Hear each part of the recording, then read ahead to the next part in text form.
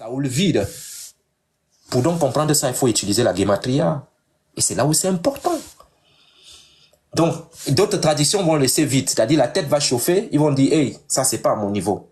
Ils vont dire, Saoul avait ... 1. Lorsqu'il commença à régner. Mais le problème est résolu lorsque le premier mot de ce verset est Ben, qui signifie fils, est lu de manière alphanumérique comme 52. Cette lecture offre une solution logique et donne un sens parfait lorsqu'elle est interprétée comme suit. Saoul avait 52 ans lorsqu'il commença à régner sur Israël. C'est là où on trouve dans la gematria qu'elle est puissante. Là, on ne met plus les points. Parce que ça commence par Ben. Et ça fait 52 ans. Ah oui. Cela explique également le problème apparent de la maturité militaire de Jonathan, le fils de Saoul. Si Saoul avait commencé à régner à l'âge de 30 ans, comme le suggèrent les traductions bibliques que je vois un peu partout là, ça allait se passer comment? Encore des preuves à l'époque du Second Temple,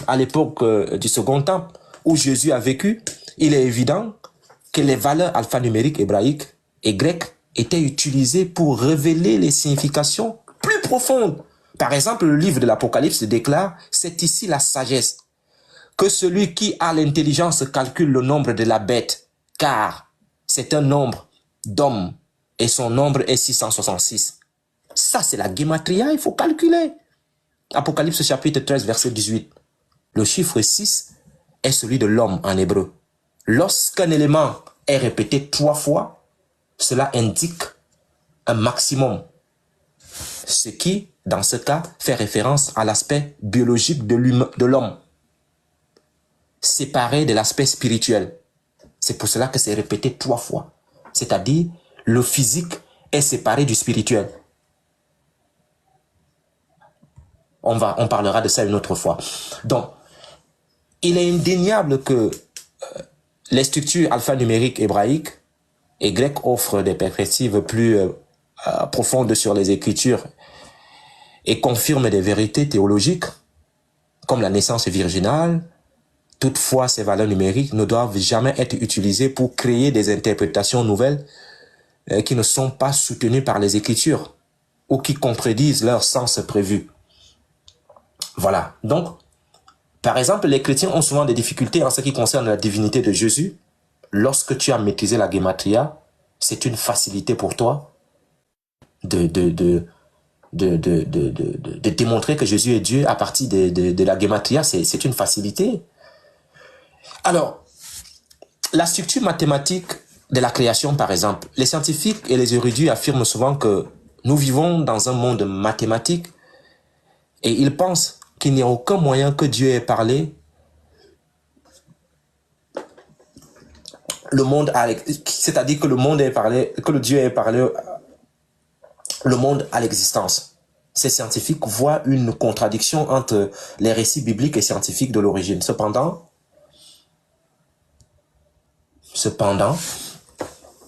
il n'y a pas de contradiction si nous comprenons que les lettres et les chiffres sont interchangeables. C'est pour cela, lorsqu'on lit les traductions, c'est bien, ces grands frères-là ont fait un boulot formidable, mais notre génération doit apporter un plus en ce qui concerne la foi chrétienne. Nous n'allons pas laisser les générations qui viennent après avec toujours des Louis II. On doit faire quelque chose pour notre Seigneur. On ne doit pas être faible.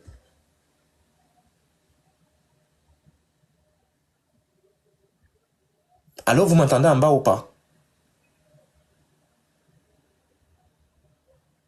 Allô? J'ai comme l'impression que ça bug un peu. Hein? Ah, d'accord. Si vous m'entendez, c'est bon. Super. Donc, nous devons apporter une autre lecture des Écritures pour que la connaissance augmente en ce qui concerne la foi en Christ. On ne peut pas rester toujours avec les mêmes trucs, les Louis II, toujours en train de faire les mêmes trucs. Non, ça doit évoluer. Voilà. Donc, les paroles que Dieu a prononcées, leurs lettres et leurs chiffres qui leur sont associés, ne sont pas seulement la structure physique de notre monde, mais aussi sa structure spirituelle. Alors, Sur la réalité physique même de la création se trouve le chiffre dernier de la parole de Dieu et la structure mathématique de la création. Dieu est le programmateur originel. Il a parlé, le monde a existé. Et chaque mot prononcé représente un chiffre. En faisant cela, Dieu a créé le code de la création. Voilà, donc, comment expliquer, par exemple, les chiffres dans ma vie quotidienne? Plutôt, vous avez appris la signification des chiffres 8 ce soir et les endroits où ils apparaissent dans les Écritures. Cependant, la leçon la plus importante n'est pas son emplacement, mais la signification et ce qu'elle signifie pour vous-même. Souvenez-vous, Jésus est ressuscité le 3e jour normalement, mais lorsqu'on entre dans la Gematria, ça donne le 8e jour. Sa résurrection vous a racheté, elle vous a libéré de l'esclavage du péché. Comment expliquer la valeur numérique de 8? Vous pouvez déclarer votre liberté de l'esclavage, du péché et marcher dans ses voies. Vous pouvez appliquer les chiffres en réalisant leur signification et en obtenant une compréhension plus profonde de ce que Dieu vous dit dans sa parole. Vous pouvez proclamer, comme le disaient nos dévanciers, qu'il est important de se connecter à cette façon de voir les choses-là pour mieux comprendre. Et moi, il faut comprendre quelque chose que j'ai son habitude de dire. Et moi, quand je travaille toujours avec les deux aspects. Il y a les rabbins et leurs traditions. La Bible a été écrite dans un contexte juif. Jésus lui-même était juif. Et un enseignement populaire de la Torah, appelé Rabbi, par ses disciples. Jésus a été appelé Rabbi par ses disciples. Et la foule, dans Matthieu chapitre 26, verset 49, dans Marc 9, verset 5, Marc 10, verset 51, dans Marc 11, verset 21, et aussi dans Jean chapitre 1, verset 49, Jean chapitre 20, verset 16 aussi. Pourtant, de nombreux chrétiens sont peu familiers avec la tradition interprétative juive qui fait partie du contexte du Nouveau Testament. C'est-à-dire, vous avez quelque chose que vous avez attrapé au milieu. C'est ce que j'ai souvent l'habitude de dire. Les chrétiens ont le Nouveau Testament. Ça, c'est le Nouveau Testament. Ça, c'est le commencement ici. Et ça, c'est la fin. Ils ont attrapé ici au milieu. Pour bien maîtriser les choses, il faut commencer ici. Là. Et là, tu avances avec assurance. Quand tu arrives ici, tu comprends beaucoup de choses et tu arrives jusqu'au fond. Mais vous avez attrapé ici. C'est là le problème. Donc, la Bible a été écrite dans un contexte juif. Ce ne sont pas les Romains qui ont écrit le Nouveau Testament que vous avez entre vos mains. Jésus lui-même y était. Jean chapitre 1, à partir du verset 1, descendant jusqu'au verset 14. Il est venu chez les siens l'ont point reçu. Et Jésus était juif. Et un enseignement populaire de la Torah, appelé Rabbi. On l'a appelé Rabbi, Jésus. Pourtant, de nombreux chrétiens sont peu familiers avec la tradition interprétative juive qui fait partie du contexte même du Nouveau Testament. Le livre que vous avez aujourd'hui, ça a été écrit par des juifs. Si vous n'avez pas cette pensée-là, vous allez comprendre comment ça va être compliqué. Et c'est pour cela que les gens vont vous dire, hey, il y a contradiction ici, regardez. Saoul avait point. Saoul avait point. Oui. Ils vont vous dire que Saoul avait point. Donc, si vous voulez vraiment mieux comprendre les choses, une meilleure compréhension de cette tradition, c'est une tradition, peut enrichir notre lecture de l'Ancien comme du Nouveau Testament. Le texte fondamental du judaïsme est l'Ancien Testament, c'est-à-dire le Tanakh, ou la Bible hébraïque. Le Tanakh contient le même nombre de livres que l'Ancien Testament chrétien, bien qu'il soit disposé différemment. Une grande partie de la Bible hébraïque a été transmise oralement de génération en génération. La pensée juive et les commentateurs bibliques ne forment pas une tradition unique ou continue, mais plutôt un mélange d'œuvres issues des siècles d'études pour plusieurs de ces sources. Donc la datation est également mixte. Les auteurs reflètent des pensées théologiques et des contextes historiques spécifiques. Beaucoup de chrétiens sont dans des groupes parce que et même l'histoire même, il y a beaucoup de chrétiens, tu lui demandes, bon, tu dis que tu es ceci, est-ce que tu connais l'histoire de ce que tu es? D'autres ne maîtrisent pas, mais ils sont quand même ça. Et de plus, bon nombre de ces œuvres étaient des enseignements oraux qui furent ensuite couchés par écrit. Donc, ces travaux sont importants, mes chers frères et sœurs, car ils représentent la pensée juive sur la Bible et nous permettent d'avoir différentes perspectives. Ne regardez pas comme ça. Ne soyez pas comme ça. Et ces perspectives diverses sont essentielles pour connecter l'Ancien Testament au Nouveau Testament. Voilà. Donc, les sages et les rabbins d'autrefois montrent que Jésus participait à la tradition connue depuis des générations avant son époque. Quand vous-même vous prenez le Nouveau Testament, vous-même vous prenez ça et vous vous rendez compte de ça. Cela change complètement la compréhension du contexte juif qui l'entourait avec ce que nous avons aujourd'hui dans les traditions. Donc, ce que nous allons faire, c'est que nous allons présenter une autre fois plusieurs sources qui proviennent des siècles et des siècles des pensées juives. Elles aident à révéler le sens juif du nombre de passages et leurs connexions au Messie et au Nouveau Testament. Par exemple, je discutais avec un musulman la dernière fois où j'expliquais la divinité. La divinité chez les Juifs, il était choqué parce qu'ils ont souvent l'habitude de dire « Nous avons le même Dieu que les Juifs. » Deutéronome chapitre 6, verset 4. « Écoute Israël, le Seigneur notre Dieu est le même éternel. » Non, non, non. Il est éternel parce qu'il est trois. Il est éternel parce qu'il est trois. Il y a trois émanations. Il est éternel parce qu'il est trois. Il y a la couronne suprême.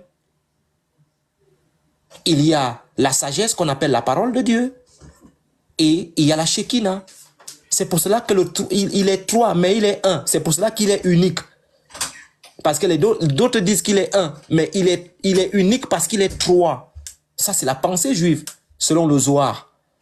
Ce n'est pas la pensée musulmane. Et les chrétiens doivent être au courant de ça pour fortifier encore leur foi. Parce que d'autres pensent souvent, quand on dit le Père, le Fils et le Saint-Esprit, c'est que quelqu'un est perdu. Ou bien, lorsque d'autres disent... Quand d'autres chrétiens disent que non, le Père, le Fils et le Saint-Esprit, Dieu a fait ceci, d'autres se moquent. Non, ne vous moquez pas. Lorsque vous voyez un chrétien en train de dire, il y a le Père, il y a le Fils, il y a le Saint-Esprit, et il y a la Trinité, ce n'est pas la pensée chrétienne. La pensée Trinité, elle est juive. Elle n'est pas chrétienne. Elle est juive. Mais il faut lire pour comprendre. Une personne qui n'aime pas lire, on va toujours lire pour lui, on va l'expliquer. Et si la personne qui explique est malhonnête, il te ment. Et c'est ce qui se passe. La personne qui t'explique les choses, s'il est malhonnête, il te ment. Et toi, tu tombes dans son trou. C'est ça. Parce que lui va lire pour toi. Et là où c'est bon, il ne te dit pas. Il joue avec ton esprit. Donc, il est important de comprendre ça, mes chers frères et sœurs. C'est important. Ne laissez pas que quelqu'un joue avec votre esprit. Cherchez Dieu. Donc, et cette façon de voir là aide à révéler le sens juif de nombreux passages et leur connexion au Messie et du Nouveau Testament. Quand tu prends la pensée juive, quand tu la maîtrises et que tu connais là où tu dois aller chercher, on ne te dit pas. Tu danses seul, tu dis que Jésus est le Messie. C'est-à-dire quand tu regardes les connexions dans la pensée juive et tu regardes ce que Jésus a accompli, tu commences à danser seul. Tu danses, tu es content. Parce que tu sais que Jésus est réellement le Messie, tu danses parce que ça, c'est fort. Mais quand tu n'as pas cette pensée-là, on joue avec toi. On joue avec ton esprit. Donc, voilà.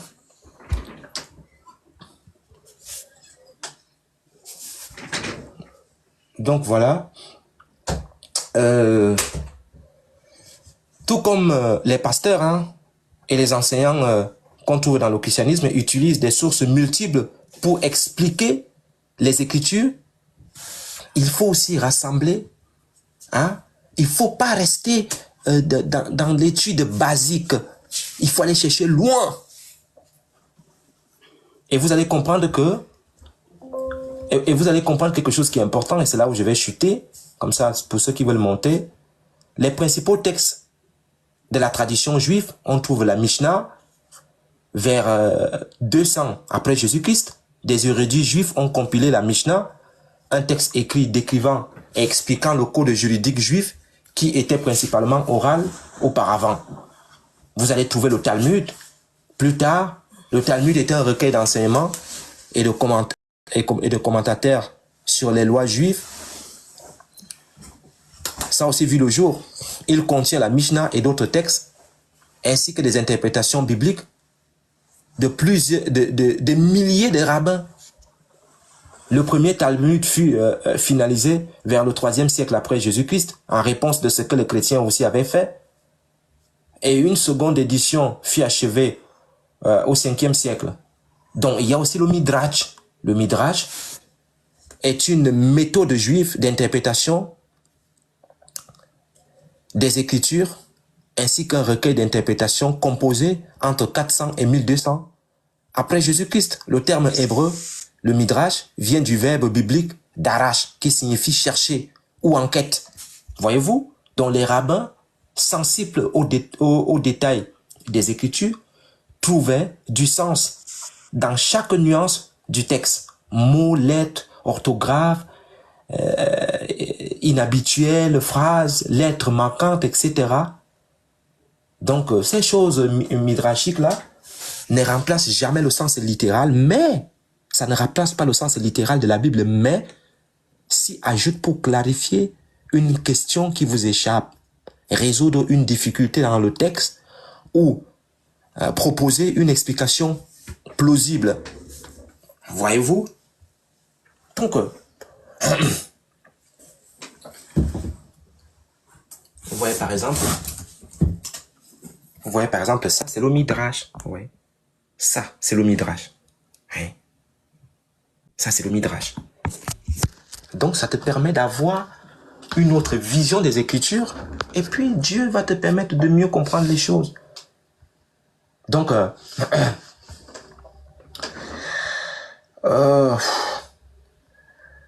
je disais donc tantôt que d'autres textes et commentaires juifs ont été écrits par les rabbins au fil des siècles. Donc, lorsque tu sais faire des recherches, tu cherches, et quand tu colles ça avec le Nouveau Testament, pour démontrer encore une fois de plus que Jésus-Christ est le Messie, mais c'est formidable. Donc, comme de nombreux manuscrits aussi sont des compilations, leurs auteurs nous montrent effectivement qu'il y a beaucoup de choses que nous, on ignore aujourd'hui, mais dans les recherches, on les trouve. Donc, voilà ce que je voulais partager avec vous en ce qui concerne la Bible. Peut-être on va revenir une autre fois par rapport à autre chose. En tout cas, soyez bénis. Si quelqu'un veut parler, il a la parole. Ok, je suis.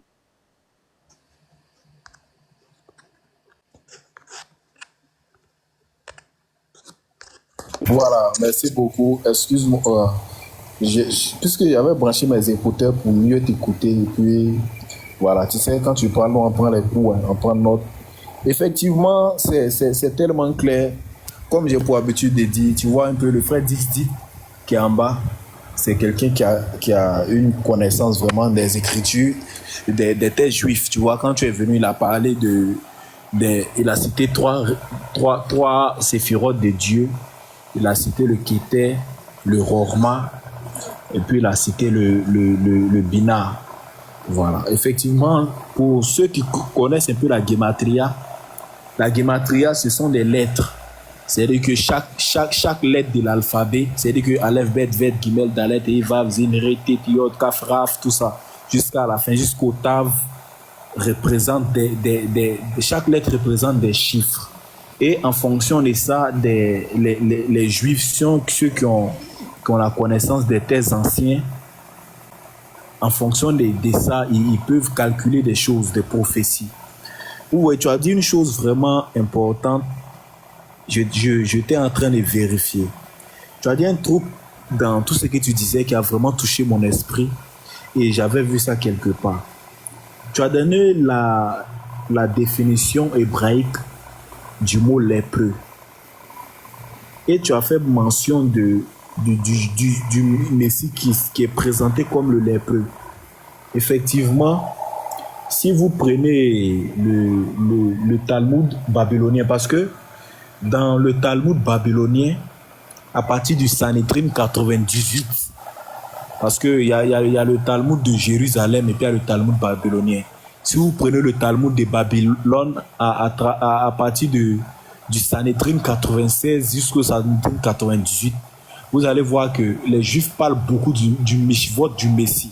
Les Mishvot du Messie, c'est-à-dire que les caractéristiques du Messie. Et ils disent que, ils demandent le nom du Messie. Quel est son nom? Et si vous allez au test 15, vous allez voir qu'on dit Yinon est son nom. Et on donne tel verset. Après on dit comment il s'appelle là? Dans Ésaïe 40, le Shiloh est son nom. Parce qu'il est dit dans Ésaïe 49, voilà, le Shiloh viendra et toutes les langues. Et il y a un qui a dit en bas que, effectivement, comme le frère Yeshua vient de dire, le lépreux est son nom. Ésaïe 53, il a porté nos maladies. Vous voyez un peu. Donc, quand tu as dit ça, ça m'a fait vraiment plaisir. Tu viens de prouver. Et les Juifs, ils peuvent ruser. Hein. Les Juifs peuvent ruser, mais ils sont vraiment conscients. Parce que jusqu'à présent, vous allez voir que Ésaïe 53, c'est un chapitre qui est vraiment... On ne fait plus mention de ça dans les synagogues même. Vous pouvez demander aux personnes qui vivent en Israël parce que c'est vraiment choquant. Quand on fait la lecture, on se rend compte que ça remplit les caractéristiques d'un homme vraiment qui est apparu à Jérusalem, qui a été crucifié parce qu'ils l'ont pris pour un menteur. Vous voyez. Donc, c'est un peu ça. Pour tous ceux qui veulent faire les recherches, comme le frère Yeshua a dit, c'est la Gemara. Vous voyez. Pardon, la Gematria. Si vous tapez la Gematria, ils vont vous apprendre les lettres et c'est vraiment très important. C'est comme aussi pour les 10 séphirotes, par exemple. Parfois, Yeshua, il fait mention des séphirotes et il dit, comment on appelle ça? Il parle de la couronne de Dieu est dans les cieux, tandis que il présente une petite partie et souvent il prend ça pour prouver la divinité de Jésus. Pour les séphirotes, par exemple, il y a 10 séphirotes. Voilà. Il y a le Kéter, comme Dixis l'a dit, qui représente la couronne. Voilà. Et tout ça, ça représente la sagesse de Dieu. Ça représente Dieu. Vous voyez, par exemple, quand on parle de la couronne, Dieu, il est roi. Et comment on appelle ça? Jésus, il est le roi des rois. Vous voyez un peu. Et quand il parle de la sagesse, Proverbe 8, 22, la sagesse qui a existé depuis l'éternité.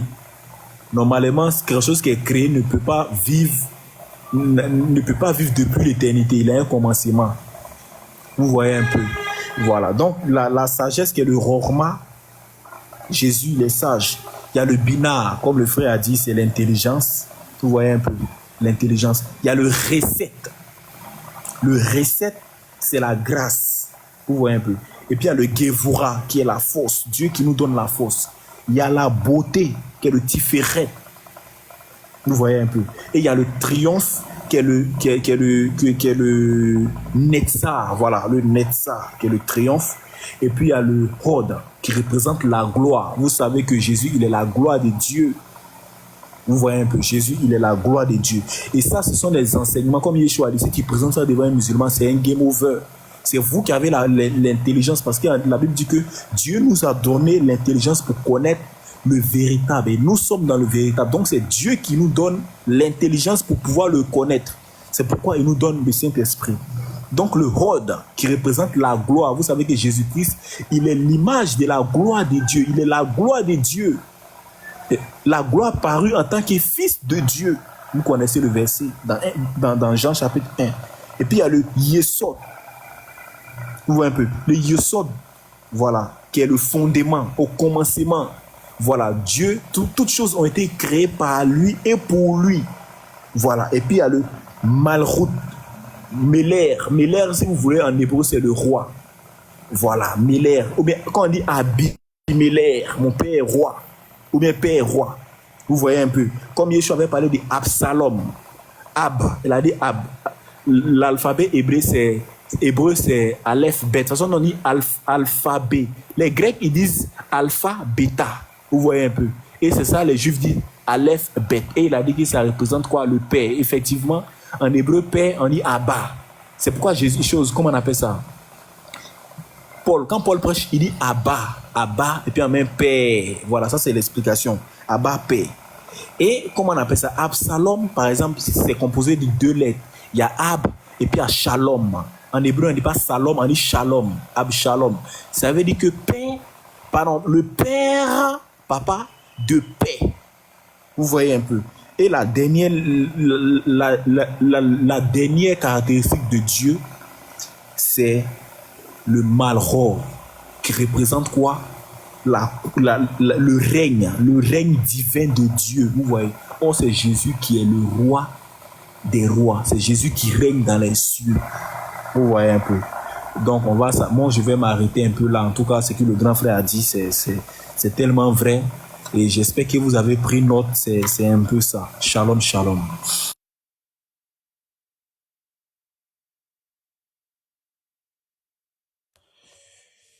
En tout cas, merci Andropov. Je pense que on a bien fait. Hein. J'espère que les gens ont écouté ce que j'ai dit. Hein. C'est le plus important. Si les gens ont compris, eh ben, gloire à Dieu. Donc, on va souvent faire des lives comme ça. S'il plaît à Dieu, d'ici là, Dieu va me permettre de sortir ce que j'ai envie de sortir là. Et puis, on va continuer à travailler. Donc, je pense qu'on peut arrêter là, hein, parce que si on parle encore de l'islam là, c'est comme si nous allons salir tout le bon boulot qu'on venait de faire. Bonsoir. Bonsoir, frère. Oui, j'espère que vous allez bien. Bon, ça va très bien. Ok, en tout cas, merci beaucoup pour l'enseignement. Par rapport à ce que vous avez dit, en ce qui concerne le thème que vous avez utilisé, c'est l'unicité de Dieu, c'est parce qu'il est 3. C'est ça? C'est ce que vous avez dit? Non, j'ai pas compris. Vous avez dit l'unicité de Dieu, c'est parce qu'il est 3, et Dieu est 3. Je ne sais pas si j'ai bien suivi. Non, en fait, lorsqu'on discute souvent avec les musulmans, parce que quand tu regardes le Nouveau Testament, chaque fois, parfois on parle du Père, parfois on parle du Fils, parfois on parle du Saint-Esprit. Oui, effectivement, je comprends ça. Voilà, et donc, tu ne peux pas échapper à cette règle-là, elle est là. Effectivement. Maintenant, les musulmans se moquent souvent des chrétiens pour dire que vous adorez 3 dieux, tu vois.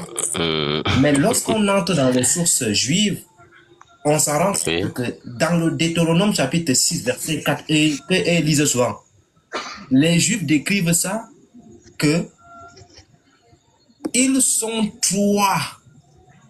C'est pour cela qu'on les appelle un. Il y a 3 émanations. La première émanation, c'est la couronne suprême que l'homme ne voit pas. La deuxième est ce qu'on appelle la sagesse ou la parole de Dieu. C'est celle-là qui se manifeste aux hommes. Et la troisième, c'est la Shekinah qui est au Saint-Esprit. C'est pour cela que lorsque tu prends, par exemple, dans la pensée juive et que tu la colles dans le Nouveau Testament, Jésus a raison. Jésus qui est la parole de Dieu dit dans Jean chapitre 1 verset 18 que personne n'a jamais vu Dieu, c'est-à-dire la couronne suprême. Le Fils unique qui est dans le sein du Père. Le sein du Père se trouve dans l'éternité. Il y a 3 émanations. Ce sont ces 3 émanations qui forment Dieu.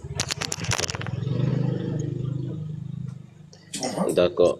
Oui, je comprends bien. En fait, je voudrais faire le... Je comprends... Voilà, je comprends cela. En fait, je voulais faire le lien avec La dernière fois, bon, je suivais un débat et bon, il y a un des frères que vous connaissez qui a fait sortir le 1 Corinthiens 15 et 27, 28 là.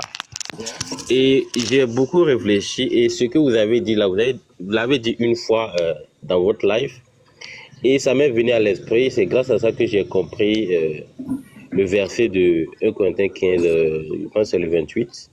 Ouais. Je ne sais pas si vous pouvez, à partir de cela, nous expliquer ce verset ajouté. Attends, 1 Corinthiens 15. Mais avant cela, permettez-moi de lire un verset de 1 Corinthiens 3. Ouais. Voilà. Pour moi, frère, ce n'est pas comme à des hommes spirituels que j'ai pu vous parler, mais comme à des hommes charnels, comme à des enfants en Christ. Je vous ai donné du lait, non de la nourriture solide, car vous ne pouviez pas la supporter. Vous ne le pouvez pas, même à présent, parce que vous êtes encore charnel. En effet, puisqu'il y a parmi vous de la jalousie et des disputes.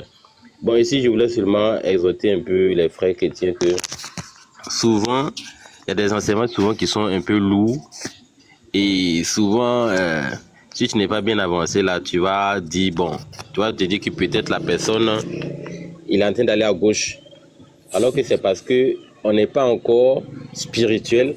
C'est pour ça qu'il y a des enseignements qu'on n'arrive pas à comprendre pour certains frères. Donc souvent quand on dit Dieu, comme vous l'avez tout de suite, vous l'avez expliqué, voilà, les émanations, si on n'est pas ancré, on n'est pas spirituel là, il y a beaucoup de choses qu'on ne peut pas comprendre. Voilà, c'est ce que je voulais dire seulement. Mais je vais attendre que vous puissiez nous donner un peu d'explication au niveau de 1 Corinthiens 15 à 28. Ok.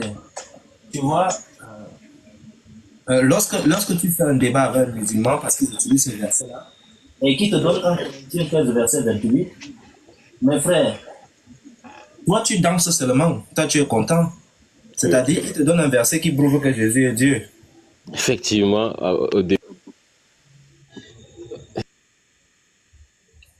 Je vais lire et tu vas comprendre. 1 Corinthiens 15, verset 28. 1 Corinthiens. Quand lui te donne le verset là, toi commence déjà à danser. Parce que ce verset là, c'est un verset qui le met KO. Et le débat est fini. Le verset dit ceci. Et lorsque toutes choses auront été soumises, selon toi, qu'est-ce qui va être soumis?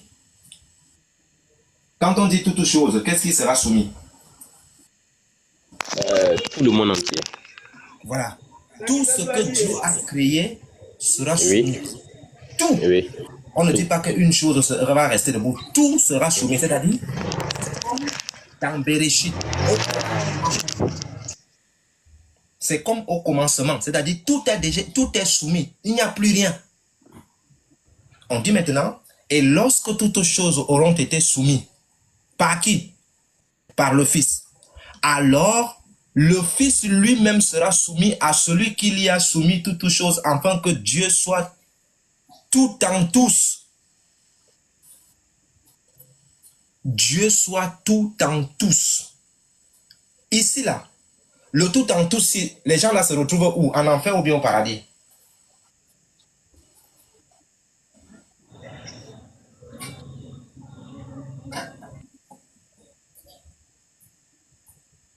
Le frère. Oui. Dieu est tout en tous. Il se retrouve où? Au paradis ou bien en enfer? Lorsque Dieu est tout en tous. Au paradis. Au paradis. Ok. Maintenant, regarde. Et lorsque toutes choses lui auront été soumises, alors le Fils lui-même sera soumis à celui qui lui a soumis toutes choses, afin que Dieu, le Fils est soumis afin que Dieu soit tout en tous. Pourquoi? Parce que quand tu prends, parce que n'oublie pas que le Fils, dans la Bible, il est la parole de Dieu. Ça, il ne faut jamais oublier ça. Le Fils est la parole de Dieu qui s'est faite chair dans Jean chapitre 1, verset 14. Et pour donc comprendre l'écriture que tu venais de lire, il faut prendre Ésaïe 55, verset 11, qui dit ceci. Ainsi en est-il de ma parole, Jésus, qui sort de ma bouche, Dieu, qui se trouve dans l'éternité. La deuxième émanation qui est la couronne qui se manifeste à l'homme entre dans la création, parce que c'est elle seule qui entre dans la création. Ainsi en est-il de ma parole qui sort de ma bouche, elle ne retourne point à moi, sans effet, sans avoir accompli ma volonté et mes desseins. La parole de Dieu entre dans la création, fait ce qu'elle a fait, retourne dans l'éternité. Voilà pourquoi Jésus pouvait dire, je suis sorti du Père. Et pourtant l'écriture dit que c'est maman Marie qui l'a accouché. Mais il dit qu'il est sorti du Père. Le Père se trouve où? Dans l'éternité. Dans l'éternité. Je suis sorti du Père, je retourne au Père. Aussi simple que ça. C'est le Fils qui soumet toutes choses. C'est pour cela que c'est le Fils qui juge. C'est pour cela que Jésus dit que lorsque le Fils de l'homme reviendra dans sa gloire, il sera assis sur le trône de sa gloire. Toutes les nations seront assemblées devant lui. Il va mettre ses brebis à la droite, les boucs à la gauche. C'est Jésus qui juge. Une fois le jugement terminé, il repart là où il était au départ. Assis à la droite. Et c'est pour cela, dans la pensée rabbinique, il y a deux rabbins qui ont discuté. Un dit, le Messie sera assis à la droite de Dieu. L'autre lui dit que le Messie sera assis dans quelle droite? Donc un homme peut s'asseoir à la droite de Dieu. Voilà un rabbin qui demande à un autre rabbin. Donc un homme peut s'asseoir à la droite de Dieu? Tu blasphèmes. L'autre rabbin, c'est là où son cerveau s'ouvre bien. Il dit oui, oui, aucun homme ne peut s'asseoir à la droite de Dieu. Aucun, ça n'existe pas. L'autre rabbin lui dit, donc comme tu as compris que un homme ne peut pas s'asseoir à la droite de Dieu, c'est la deuxième émanation de celui qui est assis là. C'est son émanation qui se manifeste à la droite. Et c'est ça qui corrige, c'est ça qui crée, c'est ça qui fait tout. Parce que d'autres personnes pensent que Dieu est comme nous, comme ça, il est placé comme ça là, et il travaille. Quand il ne peut pas travailler, il est là parce qu'il est bloqué. Non. Le deuxième rabbin avait coincé le premier. Il avait dit, donc tu dis que le Messie, on dit que le Messie est assis à la droite de Dieu. Donc tu nous dis que c'est un homme qui est assis là, un homme de chair et de sang comme nous, il est assis à la droite de Dieu. Son cerveau a ticté. Il a dit, hey, il a raison. Hein? Aucun homme. Celui qui est assis sur le trône, c'est lui qui se manifeste à la droite. C'est toujours lui le Saint-Esprit. C'est pour cela qu'il a trois émanations. Et c'est pour cela que les Juifs disent, Deutéronome chapitre 6, verset 4, écoute Israël, l'Éternel, notre Dieu, est le seul éternel. Pourquoi? Parce qu'il est un. Trois, mais un. Trois émanations, mais un.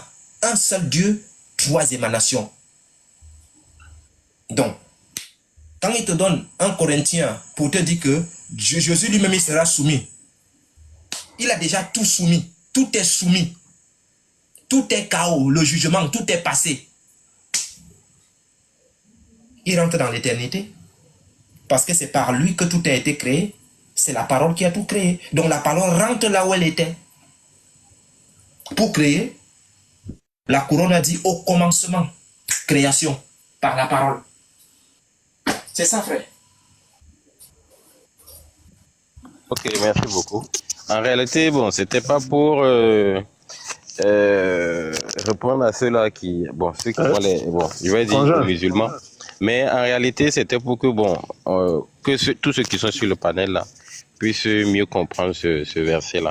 Parce que ces musulmans vont jamais, quelle que soit l'explication, ils vont jamais vouloir accepter cela. Donc, j'ai voulu que à travers ton enseignement, que tu puisses donner plus d'enseignements sur ce verset-là. Et en tout cas, merci beaucoup pour ce que tu nous as appris. Le frère Wiki, dans la Bible, c'est écrit que Jésus était crucifié, non? Oui. Le musulman accepte ça? Jamais. Mais tu t'en fous! Mais tu t'en fous! Tu t'en fous de lui! Il va faire ces trucs là où il veut. Tu t'en fous! C'est comme si tu et quelqu'un refuse la sauce. Tu t'en fous de lui! Qu'il aille pleurer ailleurs. C'est ça. Même quand j'ai lu le 1 Corinthiens 15, au début là, Paul parle effectivement de la mort, de la résurrection de Christ là-bas. Mais si tu montes, il va toujours renier. Donc, c'est tout. Merci encore. Merci Andropov pour l'enseignement. Ouais, Tout Frangin, à fait. Oui, frère. ouais, bah, je remontais là parce que j'ai essayé de regarder la référence, la ref du livre là. Ouais. Maman, dis-moi, il faut que tu m'aides, hein. Tu me dis où tu as acheté ça, moi, parce que moi je fouille, je vois pas en fait. J'ai D'accord. Moi, fouillé. moi, je suis abonné à toi. Donc, je vais chercher le lien et puis je vais te l'envoyer. Le lien d'achat, c'est ça? Oui, le lien d'achat. Ok. Toi, tu es dans quel pays? Moi, je suis en France. Ok. D'accord. Bah, ok, j'attends. Alors, merci beaucoup. De rien. Mm.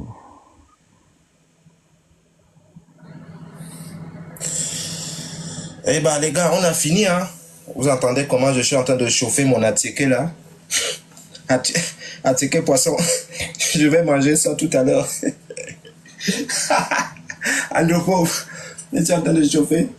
Attiqué poisson. Ouais. On a fini. C'est clair. Chez nous en Côte d'Ivoire, on dit ce qui est dans ton ventre, c'est ce qui est pour toi. Tout à l'heure, tout de suite là, ici aller serrer des patriotes sur les lives là-bas avec les conneries des sperma là.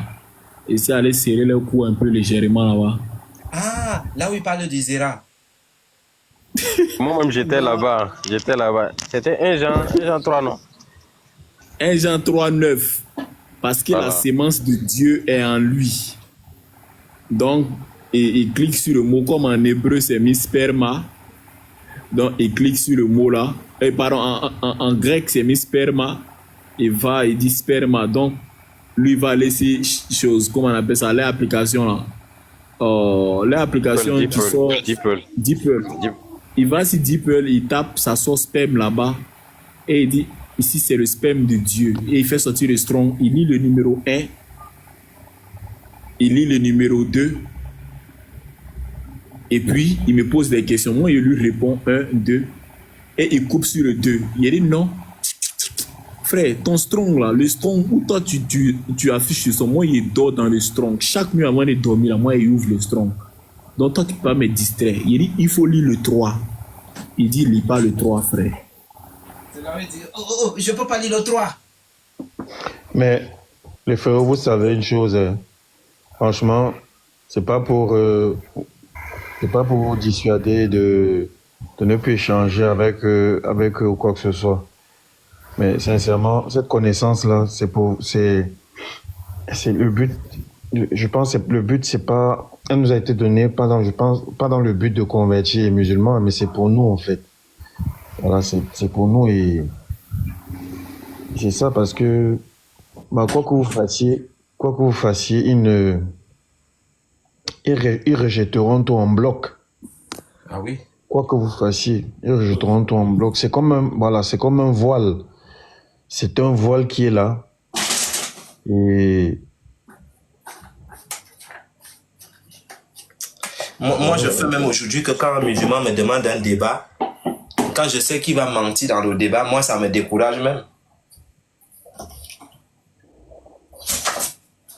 Effectivement, j'étais sur le même live avec Anthropo. Oui, Wiki, effectivement, Wiki était avec moi. Au fait, Voilà.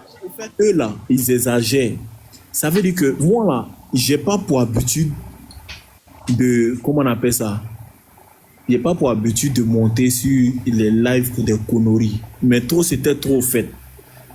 Au fait, il prend le mot et il dit que ici, et puis c'est son interprétation ici là, le sperme là, que Dieu a mis dans nous là, c'est un sperme. Et puis il parle de Jésus, il dit que pour Jésus, c'est, comment on appelle ça, c'est du bon sperme. Moi, il était serein, moi, il attendait. Il dit, bon, il faut montrer le sperme là. Il va dans le... Oui, moi, ici, serein, il veut me distraire, moi, il fait bruit. Non, moi, ça marche pas, moi. Il dit, ok, il n'y a pas de souci. Donc, il faut lire le numéro 3, frère. Dès qu'il lit le numéro 3 là, il t'a su devant Dieu, hein. Il n'allait même pas parler. Il allait descendre direct en même temps. Parce que qu'est-ce qu'il fait? Il prend la première définition qui concerne la plante. Il prend la deuxième définition qui concerne l'homme humain. Et puis, il y a une troisième définition en bas là. Il laisse. Donc, qu'est-ce qu'il faisait au frère? Il pose la question au frère. Ici, la première définition, ça concerne quoi? Il dit la plante. Quand il dit la plante, il lui demande, est-ce que tu es une plante? Tu dis non. Tu es quoi? Il dit, tu es un homme. Il dit, ok, donc voici deuxième ici. Le sperme que Dieu a mis en toi, là, c'est un sperme physique. Donc moi, il attendait. Dès qu'il m'a posé la question, j'ai fini. Et puis, frère, il a dit, bon, patriote, viens, on va faire un face-à-face sur ça. Frère, la définition des semences que patriote allait prendre qui est différente des spermes, il dit, frère, si patriote avait accepté ça, ce co-live là, il n'a pas dit le monter pour faire les co-live. Il allait lui montrer que son mot qu'il allait prendre là, atteint un métier même. Donc dès qu'il a fini, il a dit ok, il n'y a pas de souci. Donc patriote, tu es sérieux ou bien tu blagues? Il dit il est sérieux. Il dit patriote, est-ce qu'on peut faire un co-live sur ça, un débat? Lui, mais il le cherche. Il dit non, attends, réponds. Donc quand il a fini, il a dit bon, montre-moi le mot sperme de Dieu ici. Pour les autres frères, il montrait le stonk. Pour moi, il ne veut plus monter le stonk. Donc ils ont insisté. À ce moment, le malade, le diabaté qui est malade, lui là en bas, il a en train de rigoler. Le malade, hein, moi, il n'a rien dit. Il a dit ok, le 3 ici là, parce que le 3 ça parle de l'esprit. L'esprit que Dieu nous lit ça maintenant, frère. Ils n'ont pas lu jusqu'à moi. Il dit bon, moi je ne suis pas dans les conneries, moi je vais descendre. Parce qu'il y avait toi qui avait, et on m'avait affiché que toi tu avais lancé le live. À ce moment il y avait la musique là. Donc moi je suis descendu rapidement. Après Diabaté est monté, ils ont commencé à parler là-bas. Il dit très bien. Donc c'est un peu ça, frère. Wiki, tu as la parole, frère. Ok, voilà. Oui, pour ajouter à ce qu'Entre Pauvres dit, il faut dire que même si on suppose même que le mot sémence, c'était sperme qui était écrit là-bas, pour une personne intelligente et intellectuelle, tu vas chercher à comprendre le sens même du mot. Voilà, si par exemple on dit le sperme de l'arbre, tu sais qu'on ne parle pas du sperme comme pour l'homme. On est en train de parler de la semence de l'arbre. Donc moi je l'ai fait comprendre ici. Quand j'ai monté mon pose la question, j'ai dit mais Dieu est esprit. Vous le savez très bien. Ici le mot sperme là a son sens. C'est en son sens, on va dire un sens figuré. Voilà. Mais si vous ne voulez pas réfléchir, non, on ne peut pas aller dans votre sens. Je prends un exemple. Chez nous, au Burkina, il y a la langue morée là. La langue morée, pour qualifier l'avion, on dit silga. Silga. Silga ici, en fait, c'est l'aigle. C'est l'aigle en morée. Comme nos grands-parents ne connaissaient pas l'avion, donc c'est ce nom-là qu'ils ont donné à l'avion. Donc quand l'avion passe, on dit silra. Donc silra ici, si on va prendre par exemple un test en morée pour mettre dans DeepL, DeepL va faire sortir aigle. Est-ce que vous me comprenez? Ouais. DeepL va faire sortir aigle. Mais il faut, en fonction de la phrase, en fonction du contexte là, on doit savoir que le aigle ici fait référence ici à l'avion. Moi, je pense que c'est la même chose ici dans le cas de 1 Jean 3,9. Voilà, ceux qui ont écrit ont utilisé sperma. Mais sperma veut dire beaucoup de choses. Mais eux, ils s'arrêtent à la première définition, mais ils ne regardent pas les autres sens. Donc, franchement, ces musulmans, eux, ils refusent de réfléchir, de faire des analyses profondes. Voilà. Ouais, je voudrais ajouter quelque chose. Je dirais même que le musulman gentil qui ne cherche pas, ou alors qui n'arrive pas, je dirais comme ça, à menotter son interlocuteur, donc le chrétien avec qui il parle. Je crois qu'il va peut-être s'arrêter sur ces versets que tu as évoqués là. Mais celui qui a vraiment, en tout cas, a pu, selon lui, déceler les supposées contradictions.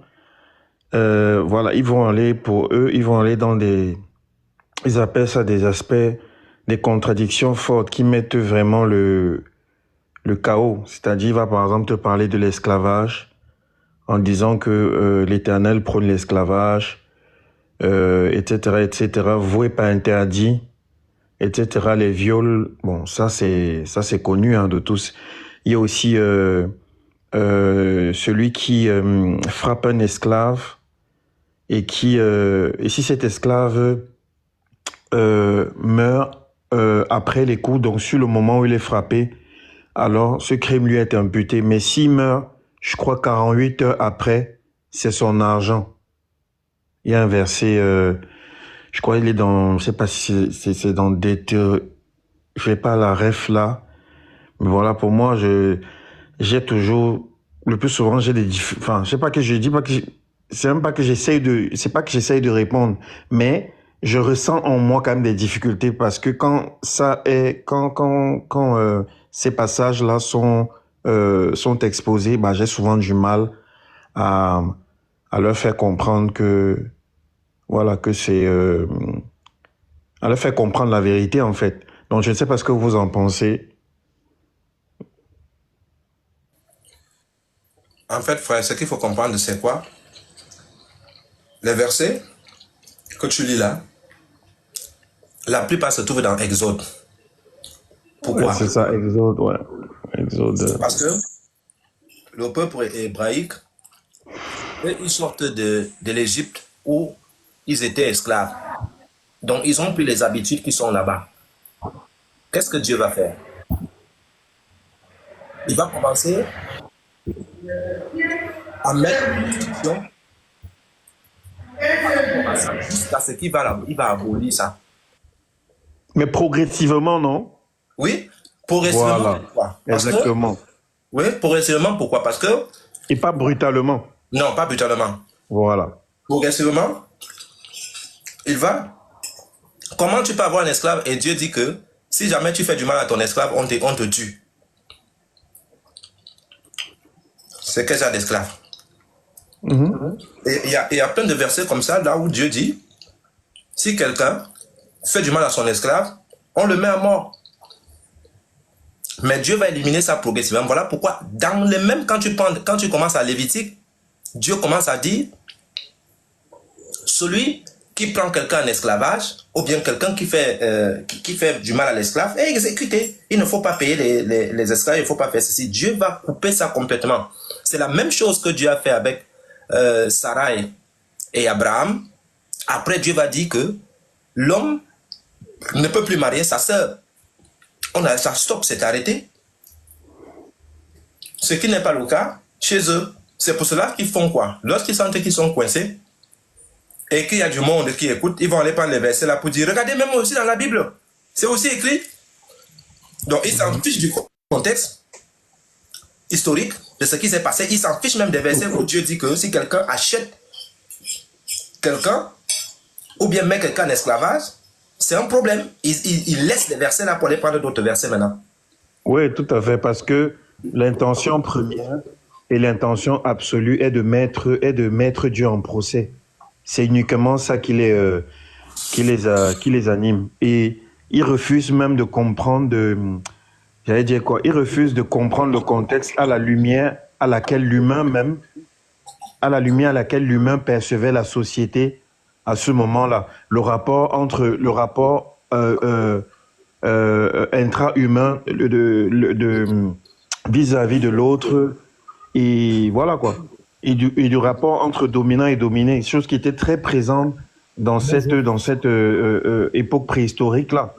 Et quand tu regardes même, c'était ça en fait, c'était même ça la mode, c'est-à-dire un peuple assujettissait un autre sortait de l'assujettissement. Celui qui avait été précédemment assujetti, lui aussi va assujettir l'autre. Donc c'était un cercle vicieux. C'était ça, comme ça que la terre fonctionnait en fait. Donc effectivement, quand Dieu commence à traiter avec Israël, c'est d'abord avec Israël. Et bien sûr, c'est d'abord avec Israël. Après, il y a aussi des passages, voilà, comme j'ai dit, c'est parfois quand... je dirais que c'est peut-être la seule difficulté que j'ai souvent. Regarde par exemple, frère, si tu prends par exemple Exode chapitre 21, verset 16, là-bas, il est écrit, si celui qui dérobe un homme et qui lui aura vendu ou retenu entre ses mains sera puni de mort. Est-ce qu'ils vont prendre ce verset? Ah non. Ouais, et dans d'autres textes, comme Martin lui dit plutôt que si quelqu'un dérobe un homme et le vend, ou s'il est trouvé entre ses mains, on le fera mourir. Ils ne vont pas te prendre ça. Parce que le but ici, c'est de choquer ceux qui écoutent. Comme on donne à chacun le temps de parole, donc ils bombardent les versets pour dire que regardez ici là, le Dieu de la Bible aussi fait ça. Mais les versets comme ça, ils ne touchent pas. Après, tu as des... Après, t'as des passages. C'est pour ça que je dis que vraiment, c'est très bénéfique, cette approche des Écritures et de la Torah, comme tu le fais là.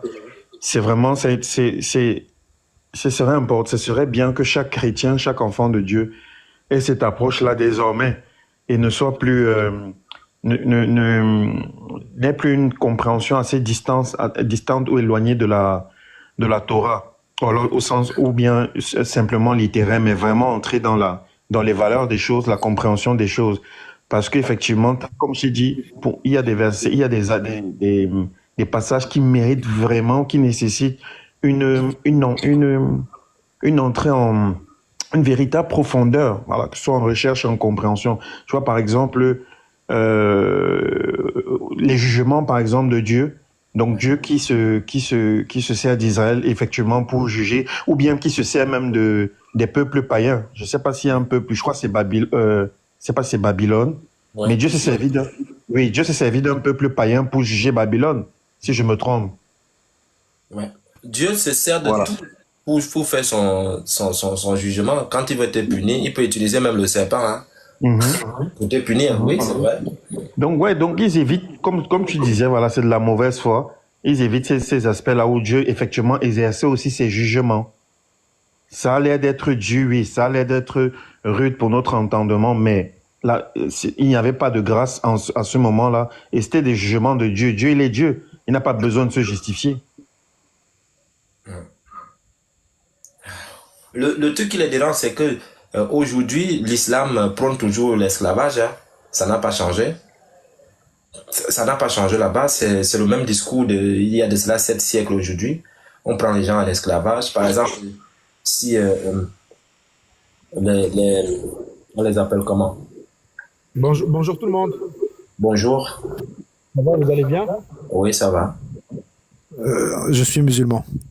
D'accord. Et vous venez de dire une bêtise. C'est pas gentil. Il n'y a pas de souci, je vous écoute. Bonsoir, monsieur. Bonsoir.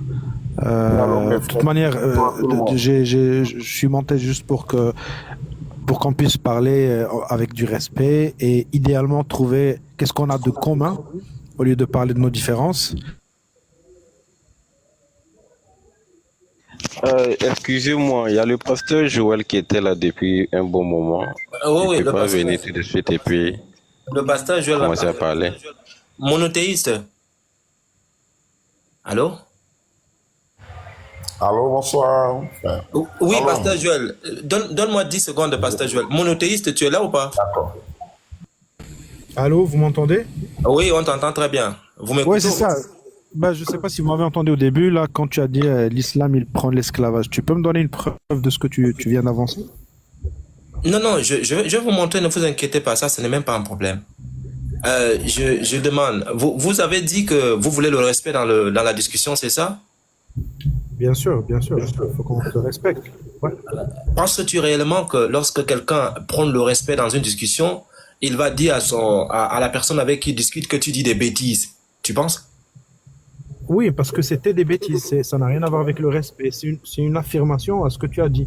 Tu as dit que dans l'islam, il prend l'esclavage. Ça, c'est une bêtise. Okay, ça n'a rien à voir avec un manque de respect. Ok. D'accord, il n'y a pas de problème. Je vais te poser une question et puis tu vas réfléchir par rapport à cette question. On va donner la parole au pasteur Joël. Il y a une sourate dans le Coran où Allah demande à Mohamed de prendre soin, c'est-à-dire qu'il a rendu licite les femmes de Mohamed et ses esclaves.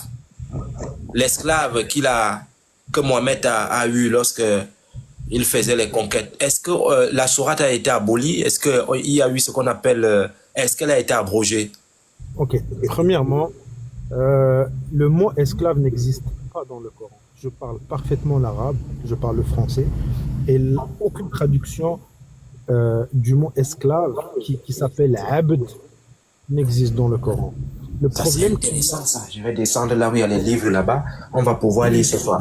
Attends, le pasteur Joël, vous avez la parole et puis je vais revenir vers mon cher ami. Attends, après, je laisse donnez un instant au pasteur Joël. Moi, je descends là où il y a les livres. On va pouvoir lire ce soir. Pasteur Joël, vous avez la parole. Monothéiste, il faut patienter, patiente monothéiste. Oui, c'est Bon, bon. Mon frère monothéiste, tu peux te muter, s'il te plaît.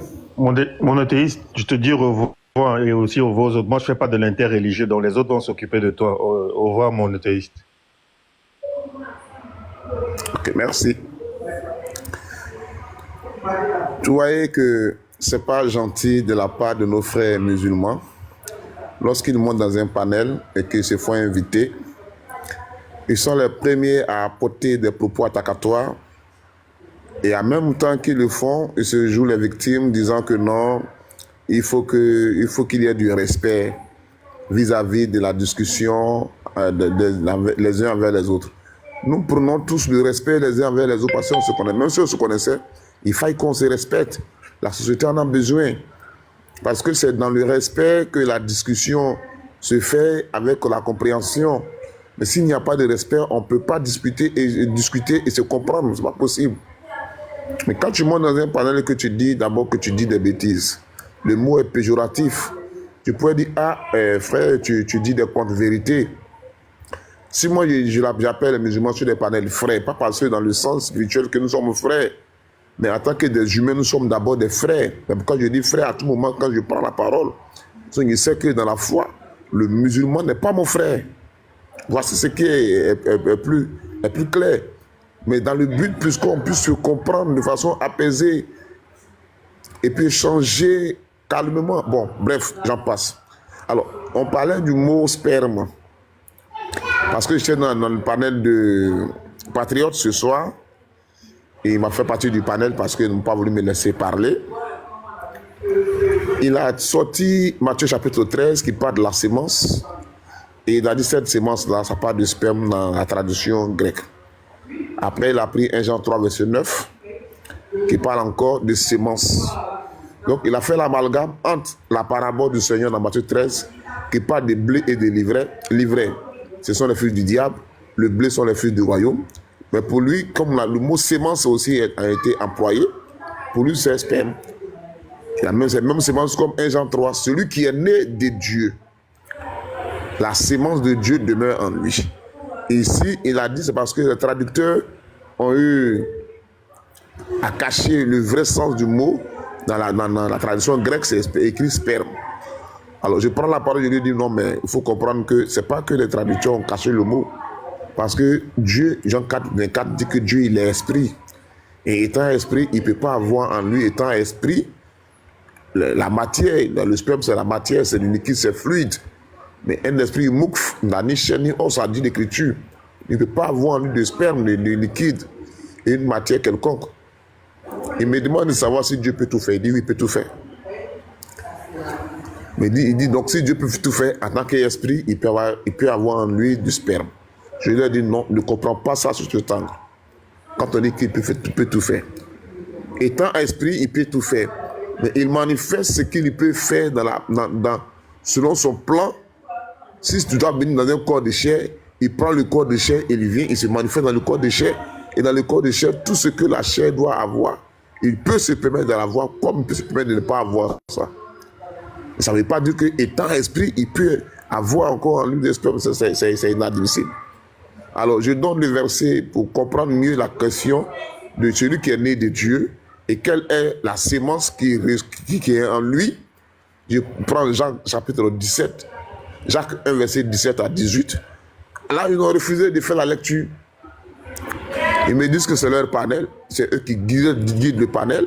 Ce qu'ils disent, c'est ce qu'on doit faire. Moi, de répondre par oui ou par non, c'est le sperme ou n'est-ce pas sperme. Vous voyez comment c'était quand même méchant de leur part.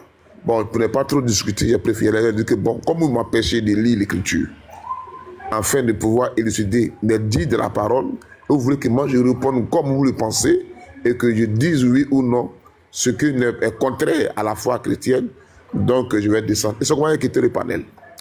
Et quand il vient encore ce soir ici, qu'il voit que la même discussion se passe, il dit, ah, mais c'est bon, et c'est ici au moins, on saura cette sémence-là, c'est quoi? Donc, si un frère est là qui a la lecture biblique avec moi, il peut m'aider. Jacques 1, verset 17 à 18.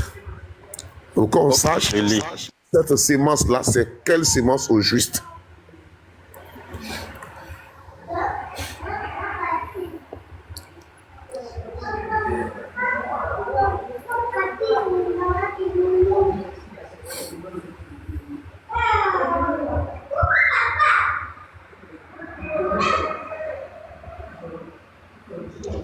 Ok. Jacques 1, verset 17, c'est ça? Oui, à 18. Ok. Toute grâce excellente et tout don parfait descendant d'en haut du Père des Lumières, chez lequel il n'y a ni changement, ni ombre de variation. Il nous a engendrés selon sa volonté par la parole de vérité, afin que nous soyons en quelque sorte les prémices de ces créatures. Amen. Vous voyez que ici, la sémence qui fait de nous des fils et des filles de Dieu, selon Jacques, c'est la parole de Dieu. C'est la parole. C'est pourquoi dans Jean 1, verset 1 jusqu'à 14, il dit la parole s'est faite chair. Mais à ceux qui l'ont reçu, la parole nous a donné le pouvoir de devenir enfants de Dieu, lesquels sont nés ni de la chair, ni de la volonté de l'homme, ni du sang, mais de Dieu. Donc on est de Dieu par la parole. Le mot sperme n'a plus sa place ici. Parce que la Bible s'explique elle-même. La Bible s'explique elle-même. On ne peut pas venir prendre de façon littérale et littéraire des mots bibliques et puis raisonner dans la philosophie humaine, dans la pensée purement humaine. La Bible est contraire à ces pensées. La Bible dit autre chose de ces pensées. Nous avons été enfantés, engendrés en Christ par la parole. Donc cette sémence dont il est question dans 1 Jean 3, verset 9, la sémence de Dieu demeure à nous. C'est la parole de Dieu qui demeure dans le croyant chrétien, frère. Et qui fait du chrétien le fils de Dieu. C'est pourquoi Romains 10, 17 dit, car la foi qui est Christ elle-même, Christ lui-même, selon Galates 3, 24, car la foi vient de ce qu'on entend, et ce qu'on entend vient de la parole de Dieu. Toujours, c'est la parole qui est énumérée ici, et non sperme. Donc, les traducteurs n'ont pas caché un mot parce que c'est péjoratif, parce que c'est vulgaire. Non, mais c'est parce que c'est la meilleure compréhension que les traducteurs ont mis dans nos différents Bibles. Dans le but que nous comprenions dans le sens spirituel, ce que c'est que la sémence divine. Cette sémence n'est rien d'autre que la parole, la pure parole de Christ, qui donne et qui vivifie l'âme. C'est pourquoi dans Jean 6, 3, il dit encore, la chair ne sert de rien, mais c'est l'esprit qui vivifie. Les paroles que je vous ai annoncées sont esprit et vie. Voilà ce qui est clair. Donc, frère, cette interprétation où nos frères musulmans veulent amener enfin de se détacher, parce qu'ils le font dans le but de faire un sujet comparatif entre le Coran qui dit que Dieu a créé par l'humanité par le sperme, une goutte de sperme. Donc le fait que nous prenons ça pour les coincer, pour savoir d'où Dieu a pris le sperme, parce que la création, c'est faire venir quelque chose à l'existence à partir du néant. Mais une fois qu'on prend une matière existentielle ou encore existante pour créer, ce n'est plus la création, c'est la procréation, ou bien c'est simplement une invention. Donc Allah n'a pas créé l'homme. Et c'est pourquoi aujourd'hui ils sont en train de chercher de tels propos, de tels mots, pour dire que non, à l'origine c'est le mot sperme que Dieu a utilisé. Donc nous on a le sperme de Dieu en nous. Voilà un peu la compréhension méchante de mes frères musulmans. Donc c'était un peu ça, là où je voulais intervenir concernant ce sujet de sperme. Merci bien les frères, shalom. Ok, merci beaucoup. Vous m'entendez les frères, vous m'entendez? Voilà, ça c'est un sujet facile. C'est pourquoi quand je suis monté, je lui ai demandé, patriote, est-ce que tu es sérieux ou bien ce sont des représailles? Tu vois un peu. Voilà, mais il n'a pas voulu répondre, donc moi j'ai considéré qu'il était sérieux. Au fait, c'est un truc simple, regardez. Oh, ça c'est le sujet, le moi il me dit ça, moi et au fait, c'est parce que je trouve que ce sont des débats inutiles que je ne me prononce pas. Regardez, quand on lit toute la Bible, les frères, quand on lit la Bible fait mention de différentes choses. Quand Dieu veut parler de l'homme, il parle de la terre, l'argile, le potier. Quand on parle du potier, est-ce que le pot peut se plaindre auprès du potier? C'est-à-dire que est-ce que l'homme peut se plaindre auprès de Dieu?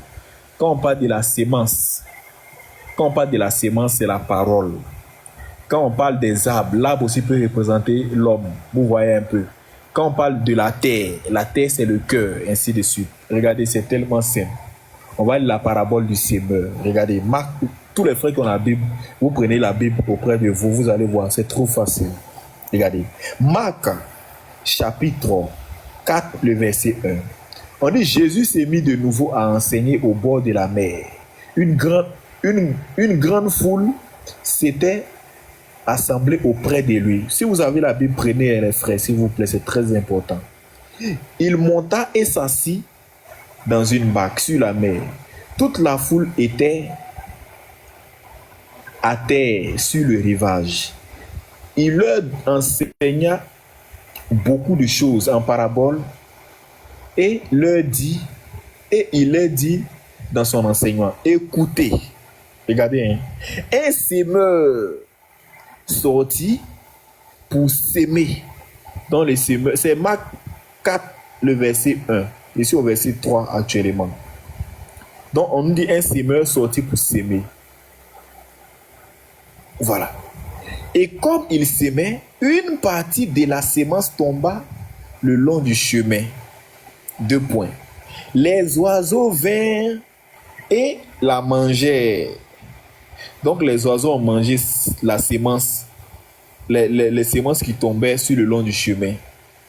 On dit une autre partie tomba dans un endroit pierreux où elle n'avait pas beaucoup de terre.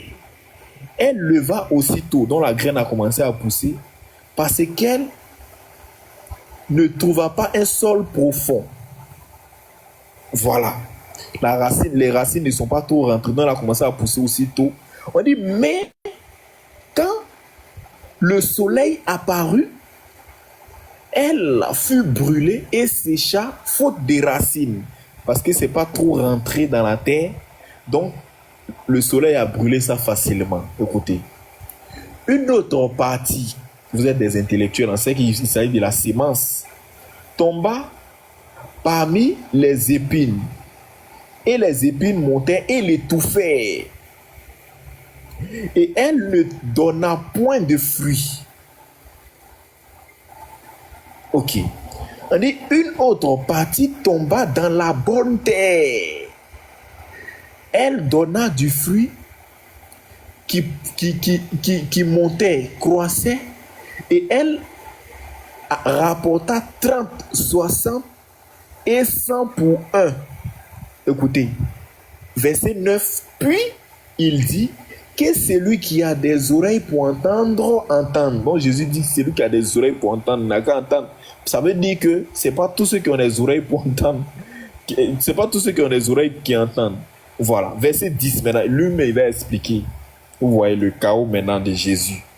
Il dit, lorsqu'il fut en particulier, ceux qui l'entouraient avec les 12 l'interrogeaient sur les paraboles.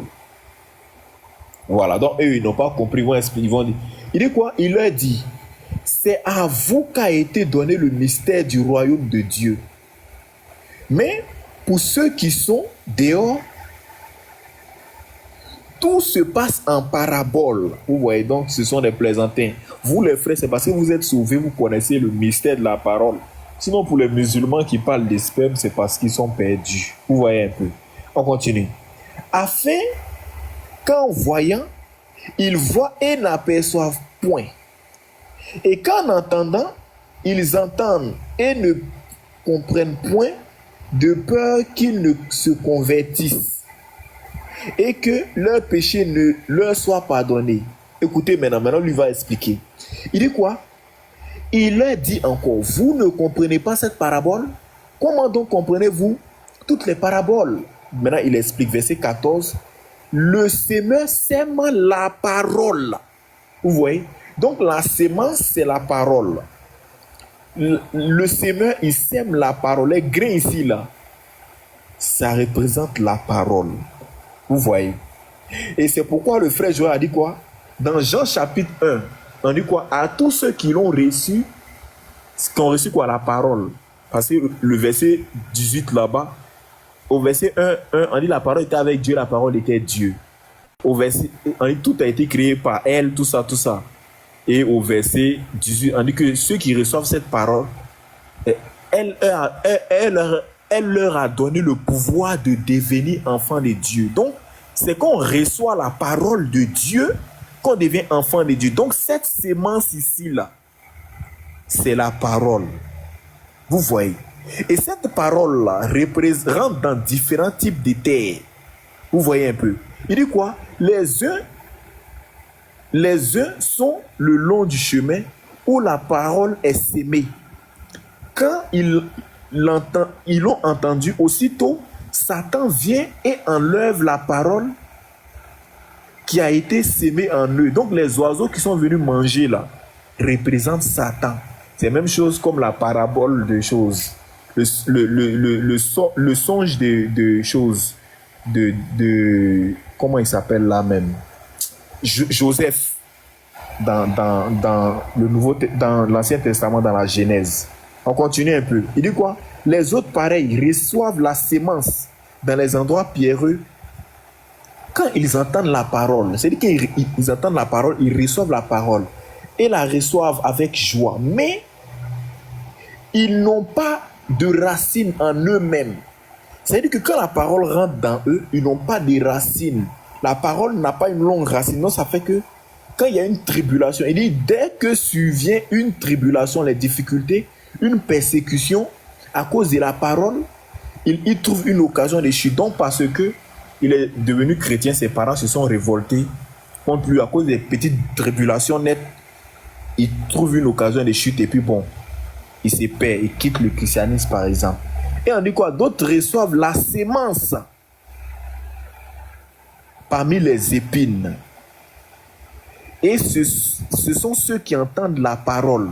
Vous voyez, mais les difficultés de ce siècle, les séductions et la richesse étouffent la parole et la rendent infructueuse. Vous voyez. Et pour finir là maintenant, on dit quoi? D'autres reçoivent la sémence dans la bonne terre. Et ce sont ceux qui entendent la parole, la reçoivent et portent du fruit. Bon, il résume un peu, vous voyez. Donc c'est un truc vraiment simple. Mais, comme ils ne sont pas intelligents, voilà pourquoi. Sinon, le mot sperma, en réalité, ça signifie la sémence. La sémence 1, de 2, ça signifie encore les graines. Puisque les fruits ont leur sémence. C'est la même chose comme le mot zera en hébreu. Les plantes ont leur sémence. Donc ça signifie sémence en général. Mais on fait la part des choses. C'est la même chose comme si je dis la grue. La grue, c'est un oiseau. Mais il y a une machine qu'on appelle la grue aussi. Vous voyez. Donc, effectivement. Voilà. Effectivement. Ça, c'est un bon exemple. Ça veut dire un mot n'a de sens que dans le contexte dans lequel il est utilisé. Voilà. C'est pourquoi Wiki dit, est-ce que quand je lui ai demandé de lire le 3, il a voulu lire le 3? Il a fallu que tu insistes. Il n'a pas voulu lire. Et moi-même, quand j'ai parlé, il m'a descendu. J'ai tout fait pour remonter. Il n'a pas lu. Quand il juste, peut-être qu'il ne sait pas si après. Mais bon, c'est un peu ça. Donc les frères, c'est clair. Merci beaucoup.